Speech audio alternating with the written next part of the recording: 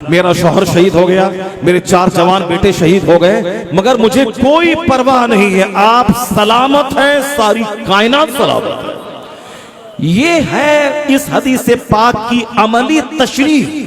یہ سب سائٹ کے کام ہیں۔ میں زندہ رہنے کے لیے کھانا تو چاہیے مجھے، اس لیے کھاتا ہوں تاکہ زندہ ہوں، اور زندہ کیوں رہوں؟ اللہ کی عبادت کروں۔ میں مکان بناتا ہوں اس لیے تاکہ اس میں سر چھپا سکوں، اور سر کیوں چھپاؤں؟ اس لیے کہ اللہ کی عبادت کروں۔ میں کپڑے پہنتا ہوں تاکہ اپنے جسم کو ڈھانپ سکوں، اور جسم کو کیوں ڈھانپوں؟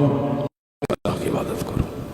زندگی کا مقصد ہی ہے اللہ کی عبادت۔ وَمَا خَلَقْتُ الْجِنَّ وَالْإِنسَ إِلَّا لِيَعْبُدُونِ۔ انسان اور جنات کو اللہ نے عبادت کے لیے پیدا کیا، تو ہمارے پیدا ہونے کا مقصد ہے کہ ہم خدا کی عبادت کریں۔ باقی عبادت کرنا ہمارا کام ہے، اور ہمیں پالنا یہ اللہ کا کام ہے۔ اللہ رب العزت نے ہمارے لیے زمین بنائی، اللہ نے ہمارے لیے آسمان بنایا، اللہ نے ہمارے لیے سورج اور چاند بنایا، اللہ نے ہمارے لیے موسم کو بدل بدل کے پیش کیا تاکہ میرا جینا مشکل نہ ہو جائے۔ صرف گرمی کا موسم رہتا تو جینا مشکل ہو جاتا، صرف سردی کا موسم ہوتا تو بھی جینا مشکل ہو جاتا، صرف بارش کا موسم رہتا تو بھی جینا دوبھر ہو جاتا۔ وہ اللہ رب العزت کا بے پناہ کرم ہے کہ ہماری طبیعت چونکہ تبدیلی پسند ہے، اس لیے اللہ نے ہمیں الگ الگ موسم دیا۔ اللہ رب العزت نے رات بھی بنایا تاکہ میں آرام کر سکوں، اللہ نے دن دیا تاکہ میں کام کر سکوں۔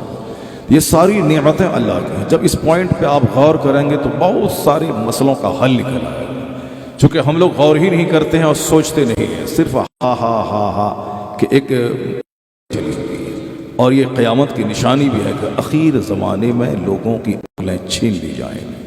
اور ایک بہت معتبر حدیث ہے، سرکار فرماتے ہیں سیاتی علی الناس زمان، ان قریب لوگوں پر ایک ایسا وقت آئے گا کہ تنزع عقول اکثر سالک الزمان، اس زمانے کے اکثر لوگوں کی عقل جائیں گی۔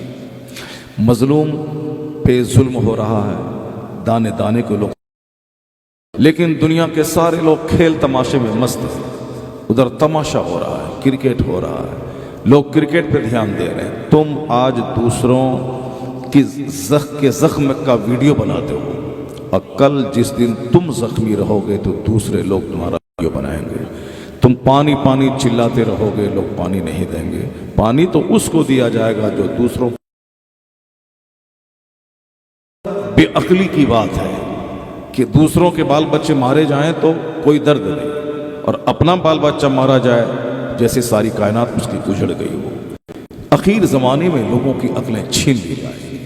یہی وجہ ہے کہ آج مرد عورت بننا چاہتے ہیں اور عورتیں مرد بننا چاہتی ہیں۔ کیسے عقل چھینی گئی ہے لوگوں کی؟ آپ دیکھ سکتے ہیں کہ اللہ رب العزت نے مرد کو مرد بنایا، عورتوں کو عورت بنایا۔ عورتوں کے چہرے پہ داڑھی کے بال نہیں تاکہ وہ زیادہ پرکشش لگے، مرد کے چہرے پہ داڑھی ہے تاکہ بہت زیادہ طاقتور یہ رہے۔ مرد کا طاقتور ہونا ضروری اور عورتوں کا پرکشش ہونا ضروری۔ عورتوں کے چہرے پہ داڑھی کے بال آئیں تو پھر عورتوں کی دلچسپی، مردوں کی دلچسپی ختم ہو جاتی۔ اسی طرح اگر مرد داڑھی کے بال مونڈ لیں تو یہ بھی نیچرل سسٹم سے بغاوت ہوتی ہے، اور مرد اپنی صحت کا دشمن ہوتا ہے۔ تو جس کو داڑھی رکھنا تھا وہ داڑھی مونڈ رہے ہیں، اور جس کو داڑھی نہیں رکھنا تھا، بال لمبے رکھنا تھا، تو وہ بال کٹا کے وہ مرد بننا چاہ رہے ہیں۔ جس کو پردے میں رہنا تھا تو وہ پردے سے باہر رہ رہی ہیں، اور جس کو باہر جوخم اٹھا کے محنت کر کے کام کرنا تھا وہ گھر میں آرام کرنے چلے گئے۔ جسے سر کے بال چھوٹا رکھنا تھا وہ مرد لمبے بال رکھ کے ربڑ باندھ رہے ہیں، اور جس کے بال لمبے رکھنا تھا تو اس کو بال کٹا کے بوبی کٹ بال بنا کے وہ مرد بننا چاہتے ہیں۔ مردانہ جوتا، مردانہ لباس سب الگ الگ ہے، سب کی ذمہ داریاں الگ الگ ہیں۔ اخیر زمانے میں عقلیں چھین لی جائیں گی۔ یہی وجہ ہے کہ مرد عورت بننا چاہ رہے ہیں اور عورتیں مرد بننا چاہ رہی ہیں۔ امیر غریبوں کو گھاس نہیں ڈالتے اور غریب قرض لے کے مالدار بننا چاہتے ہیں۔ تو اخیر زمانے میں لوگوں کی عقلیں چھین لی جائیں گی تو لوگ سمجھنا چھوڑ دیں گے، غور و فکر کرنا چھوڑ دیں گے۔ اب ذرا غور و فکر کے انعامات کتنے زیادہ ہوتے ہیں، ذرا اس کو غور کیجیے सोचने से आदमी को क्या मिलता है और जहन पर दबाव डालने के बाद किस कदर शुकूक व शुबहात का इजाला होता है। तकरीर इसलिए होती है ताकि लोग गौर करें, ताकि लोग सोचें कि मैं क्यों पैदा हुआ हूं और मेरी जिंदगी का मकसद क्या है। और ये दिमाग है, बहुत सारे ख्यालात आते रहते हैं, लेकिन तकरीर से उन ख्यालात पे जो धूल जम जाती है वो धूल खत्म होती है और आदमी के ख्यालात और पाकीज़ा हो जाते हैं। उसकी एक मिसाल मैं देता हूँ, जरा गौर से सुनिएगा। ग़ज़वा-ए हुनैन में मुसलमानों को कसरत से माली गनीमत मिला और बहुत ज्यादा माल मिला। इस्लाम में जितनी भी जंगें हुई सबसे बड़ी, सबसे ज्यादा फतूहात वाली जंग ग़ज़वा-ए हुनैन है। अभी ताज़ा ताज़ा मक्का फतह हुआ था और लोग नए नए इस्लाम में दाखिल हुए थे। सारी टीम आका के साथ हुनैन के मैदान में चली गई।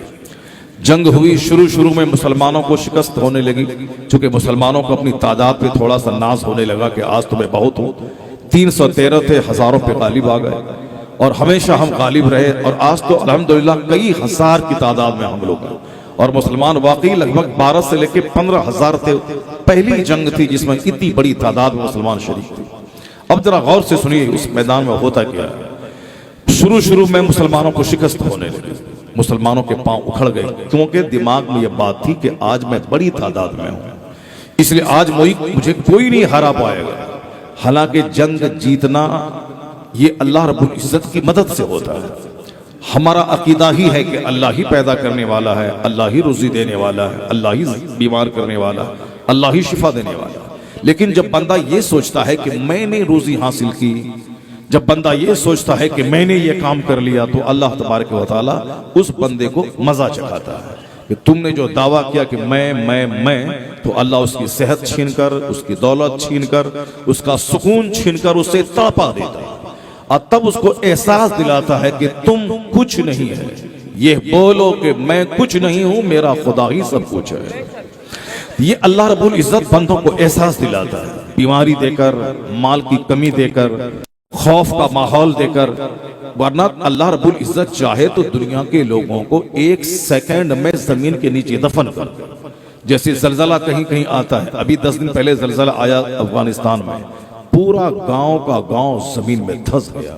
चूंकि इसराइल और गजा के जंग की वजह से दुनिया की तवज्जो उधर नहीं जा सकी, वरना अभी इसी जंग के दौरान पूरा गांव का गांव जमीन में धंस गया। जैसे 1932 में हिंदुस्तान में हमारे बिहार तो नेपाल इलाके में ज़लज़ला आया था कि आज तक वहां बस्ती ही नहीं है, पूरी बस्ती जमीन में धंस गई।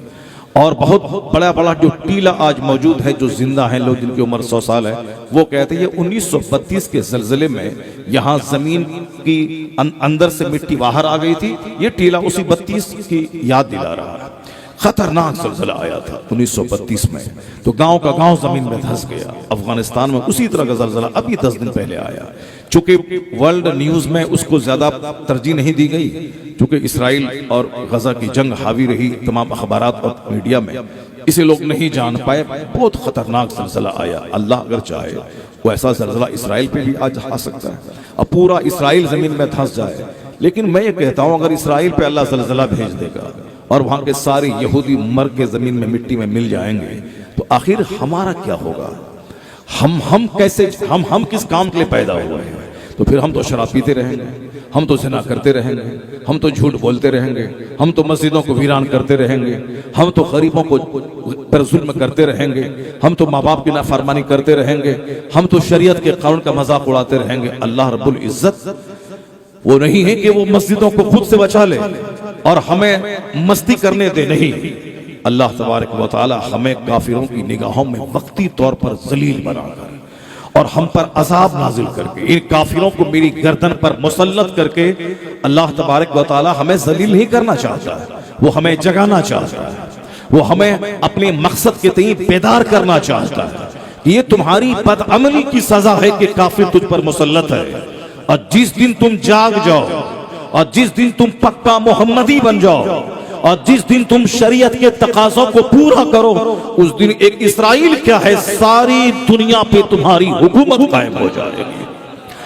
अल्लाह रब्बुल इज्जत ने वादा पूरा करके दिखला दिया। वही मुसलमान थे जो बकरी के चराने वाले थे, वही मुसलमान थे जो ऊंट चराते थे, وہی مسلمان جو دانے دانے کو عرب میں ترستے تھے، چونکہ عرب میں کھیتی باڑی نہیں ہوتی تھی، ان کی تجارت ملک شام اور ملک یمن میں تھی، وہ لوگ بکریاں چراتے تھے، وہ لوگ اونٹ چراتے تھے، لیکن جب سے انہوں نے حضور کی غلامی میں داخل ہو کر اسلام کی خدمت کو زندگی کا سب سے بڑا ایم، سب سے بڑا گول، سب سے بڑا ادیش بنا لیا، بال بچوں کو چھوڑ کر پردیش نکل گئے۔ مدینے کا ایک مجاہد 27 سال تک مدینے سے باہر رہا، 27 سال تک۔ کیا جنون تھا اسلام کی تبلیغ کا! آج ہم لوگ 27 دن باہر نہیں رہ پاتے، 27 ہفتے باہر نہیں رہ پاتے، 27 سال تک مدینے کا مجاہد اسلام بچانے کے لیے گھر سے باہر رہا۔ آج بال بچوں کی محبت نے مجھے ذلیل کیا ہے۔ یہ اور بات ہے کہ غزہ پہ بم گر رہا، وہاں کے بچے شہید ہو رہے ہیں، مگر دل ہمارا تڑپ رہا۔ جو درد مند ہے اس کی آنکھ سے آنسو کے قطرے نکل رہے ہیں۔ دنیا کی ساری میڈیا میں مسلمانوں کی درگت ہو رہی ہے۔ مسلمان ہونے کے ناطے کہیں نہ کہیں ہر مسلمان اپنے آپ کو ذلیل محسوس کر رہا ہے کہ 200 کروڑ کی آبادی والا یہ مسلمان، اور یہ جو مشرکین ہیں جس کی تعداد ہم سے کم ہے، اور یہ نصرانی جس کی تعداد ہم سے زیادہ ہے، یہ سارے کے سارے مجھ پر ہنس کیوں رہے ہیں؟ یہ میری ذلت پہ مسکرا رہے ہیں۔ بہت پیٹا جا رہا ہے، مارا جا رہا ہے۔ کہیں نہ کہیں دنیا میں مسلمان اس حملے کو اپنے اوپر ہونے والا حملہ محسوس کر رہا ہے۔ جب یہ محسوس کر رہا ہے، ذلت کے دن کیوں آئے، اس پر غور کرنا پڑے گا۔ آخر اللہ رب العزت ہمیں کیا دینا چاہتا ہے اور ہمیں کیا آزمانا چاہ رہا ہے؟ آزمائش یہی کہ اللہ کہتا ہے کہ میں نے بکری کے چرانے والوں کو دنیا کا حاکم بنا دیا ہے، میں نے عرب کے اونٹ چرانے والوں کے قبضے میں انعام دے دیا۔ عرب سے یہ لوگ نکلے، مصطفیٰ کی سچی غلامی میں داخل ہوئے، مکان دکان کا نشہ دب گیا، اب صرف اسلام کی خدمت کا جنون دماغ پہ چڑھ گیا۔ وہ لوگ بھوکے تھے 10 دن کے، کوئی پرواہ نہیں، اسلام کیسے پروان چڑھے، اسلام کیسے ملک سے باہر نکل کر دوسروں کے ملک میں جائے، بال بچے شہید ہو جائیں، مگر اسلام مغلوب نہ ہونے پا، اسلام ہمیشہ غالب رہے۔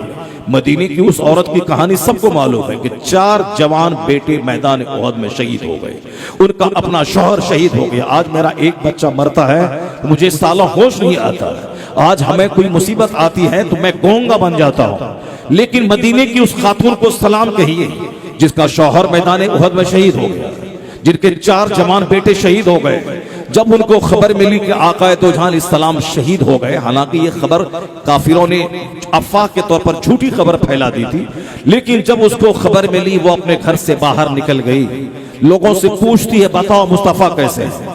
کسی نے کہا تمہارے شوہر شہید ہو گئے، کہا انا للہ و انا الیہ راجعون، یہ بتاؤ حضور کیسے ہیں؟ کہا تمہارے بڑے بیٹے شہید ہو گئے، کہا انا للہ، بتاؤ مصطفیٰ کیسے ہیں؟ یعنی 4 جوان بیٹوں کے مرنے کی خبر ملی، نہ سر کے بال نوچ رہی ہے، نہ سینہ پیٹ رہی ہے، نہ ماتم کر رہی ہے، صرف یہی کہتے ہیں بتاؤ مصطفیٰ کیسے ہیں؟ ہم لوگ وہ حدیث پڑھتے ہیں، پڑھنا اور ہے، پریکٹیکل میں اس پر عمل کرنا اور ہے۔ سرکار کی حدیث ہے کہ لا یؤمن احدکم حتی اکون احب الیہ من والدہ وولدہ والناس اجمعین۔ مصطفیٰ کہتے ہیں، بخاری شریف کی حدیث ہے کہ تم میں سے کوئی مومن نہیں ہو سکتا جب تک کہ حضور تمہاری جان سے زیادہ، تمہارے مال سے زیادہ، تمہاری اولاد سے زیادہ اور تمہارے والدین سے زیادہ اور سارے لوگوں سے زیادہ مصطفیٰ پیارے نہ ہو جائیں۔ اولاد سے زیادہ پیارے ہو مصطفیٰ، والدین سے زیادہ پیارے ہو مصطفیٰ۔ یہ زبان سے کہہ دینا بہت آسان ہے، لیکن بال بچوں کو سائیڈ کر کے حضور کی محبت میں آگے نکلنا اور سرکار کی خوشنودی کا کام کرنا، یہ درشاتا ہے کہ بال بچے سے زیادہ مصطفیٰ کی محبت ہے، اولاد سے زیادہ مصطفیٰ کی محبت ہے، والدین سے زیادہ مصطفیٰ کی محبت ہے۔ یہ تو ایک قانون ہے، لیکن پریکٹیکل میں مدینے کی اس عورت نے بتایا، ذرا غور سے سنیے گا، چائے ذرا سائیڈ میں بیٹھ کے چائے پلاؤ، سائیڈ میں بیٹھ کے چائے پلاؤ، یعنی آپ ذرا غور سے، ایک عورت مدینے کی ہے، انہوں نے 4 جوان بیٹوں کی شہادت کی خبر سنی، وہ صرف کہتی ہے بتاؤ مصطفیٰ کیسے ہیں؟ اور جب کہا گیا کہ حضور صحیح سالم ہیں، شہادت کی خبر جھوٹی ہے، تو پھر بھی وہ احد کے میدان میں آئی اور حضور کے چہرے کی زیارت کے بعد کہتی ہے سرکار کل مصیبت بعدک جلن یا رسول اللہ، میرا شوہر شہید ہو گیا، میرے 4 جوان بیٹے شہید ہو گئے، مگر مجھے کوئی پرواہ نہیں ہے، آپ سلامت ہیں، ساری کائنات سلامت ہے۔ یہ ہے اس حدیث پاک کی عملی تشریح کہ اولاد شہید ہو گئی مگر کوئی غم نہیں، بتاؤ مصطفیٰ کیسے ہے؟ شوہر شہید ہو گئے، بتاؤ مصطفیٰ کیسے ہیں؟ یہ ہے پریکٹیکل میں اولاد سے زیادہ نبی سے محبت کرنا، یہ ہے پریکٹیکل میں شوہر سے زیادہ نبی سے محبت کرنا، یہ ہے پریکٹیکل میں اب ساری کائنات سے زیادہ مصطفیٰ سے محبت کرنا۔